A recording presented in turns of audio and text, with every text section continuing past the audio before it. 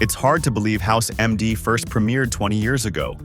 Yet even now, the behind-the-scenes stories continue to blow our minds. Why did Hugh Laurie end up scolding himself for taking on the iconic role? What secret is hidden beneath House's cane?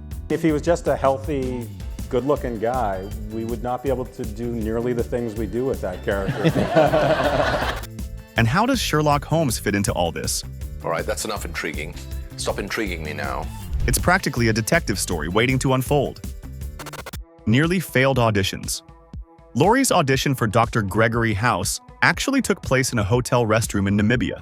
He was rehearsing for his role in the movie Flight of the Phoenix, and it was the only spot with enough light. At that moment, he didn't even fully grasp the character he was auditioning for. Clearly in his mind, the show, it's an American TV show, it's going to be about the good-looking, caring doctor who happens to have a friend who's a bit of an ass. Interestingly, Hugh used an umbrella in place of House's signature cane. During the audition, Laurie blew everyone away, especially executive producer Bryan Singer, who exclaimed, "This is exactly the American we need." The twist? Singer had no clue Laurie was actually British. I just felt like it had to be, it had to be right. Yeah. Because it would get in the way if it wasn't right. However, Laurie wasn't the only actor in the running. We read a lot of people. We've been offered it to a number of people. Denis Leary, David Cross, Rob Morrow, and Patrick Dempsey, who later became Dr. McDreamy on Grey's Anatomy, also auditioned. Kyle MacLachlan gave it a shot too, calling it one of his worst castings ever. And he wasn't alone in feeling that way. Robert Sean Leonard, who played Wilson, thought he totally messed up his tryout and believed he only got the role because he was old friends with director David Shore. Jennifer Morrison felt the same way. She was convinced her audition was a disaster. But the creators had already seen her in shows like Dawson's Creek and decided she was perfect to play Allison Cameron. Dr. Holmes? The series creator shared in an interview that Dr. House was partly inspired by a legendary detective. If you look closely, there are plenty of similarities. Sherlock Holmes had this, for all that he had this very, very mechanical, cold, calculating brain. Both characters have a knack for making quick conclusions, enjoy being lazy when there's nothing to do, and aren't exactly strangers to bad habits. House plays guitar and piano, while Sherlock Holmes plays the violin. Both are musically talented. Plus, they each have just one true friend. Holmes has Watson, and House has Wilson. The show even references Conan Doyle's work. For instance, Dr. House's address is 221B, just like Sherlock's. In the pilot, the patient's name is Rebecca Adler, a nod to Irene Adler, the main antagonist in the Holmes novels.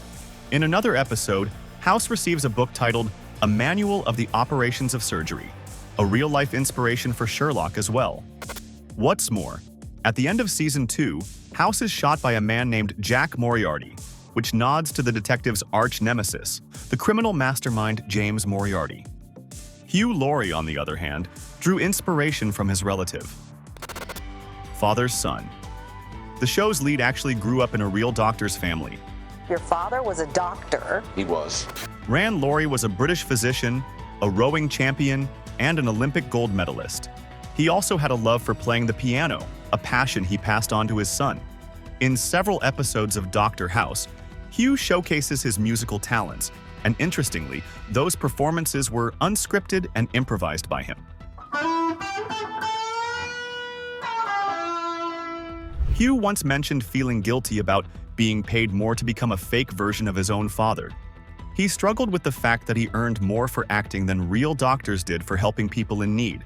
Initially, Laurie made around $50,000 per episode for the first season, but his pay later skyrocketed to $700,000. The role completely transformed his career and financial situation. However, he faced some challenges along the way to becoming the best House ever. Doctor needs a doctor. House's injured leg and limp were essential aspects of his character. It's hard to imagine that years of filming with this condition didn't take a toll on Laurie.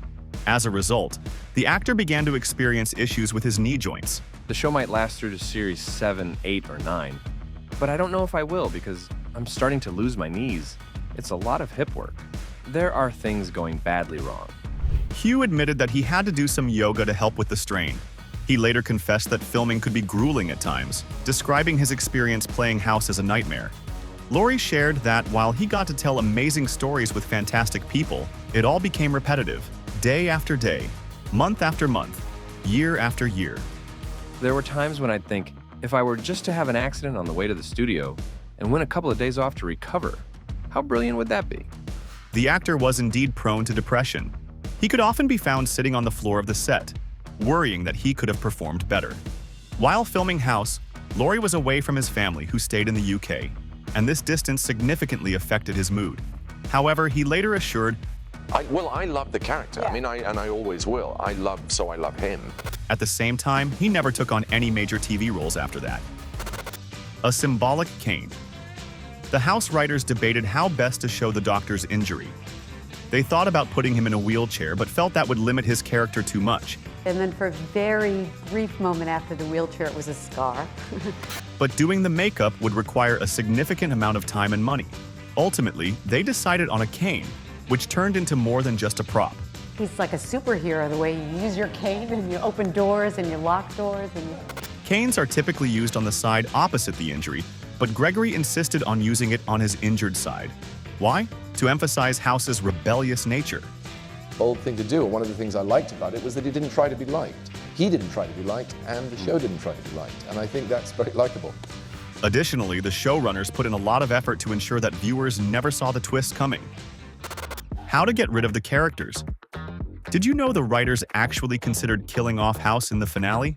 That's right, they planned to erase the character and his legacy for good. As Hugh said, House is the guy who's going to leave the party earlier rather than later. In the end, House faked his death to spend his best friend's final months on an adventure.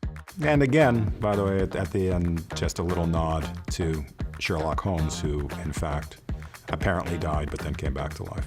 Well, James Wilson was also supposed to be killed off originally. In fact, that was even planned in the pilot episode. But the producers were so impressed with Robert Sean Leonard's performance that they chose to keep him on. Sadly, not everyone had the same luck.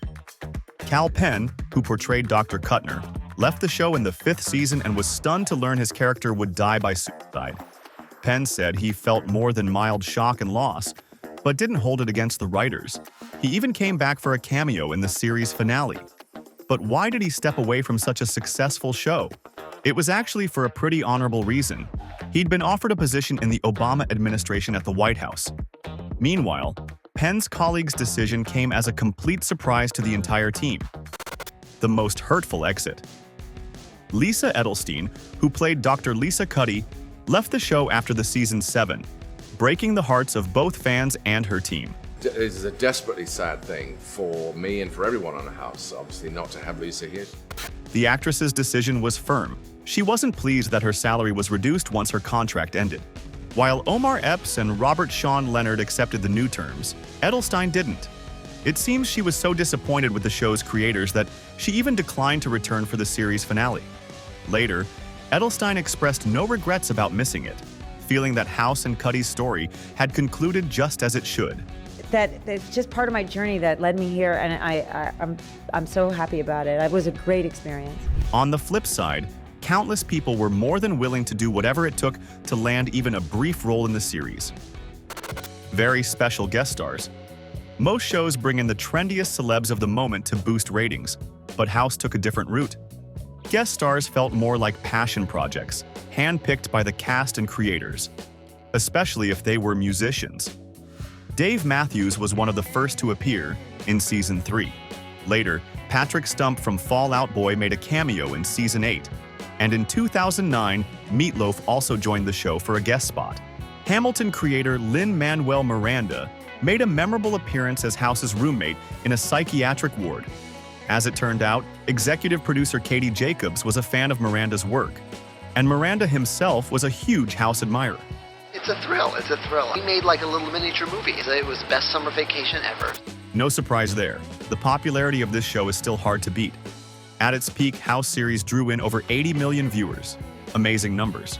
So, which character do you miss the most? And which behind-the-scenes fact caught you off guard? Let us know in the comments.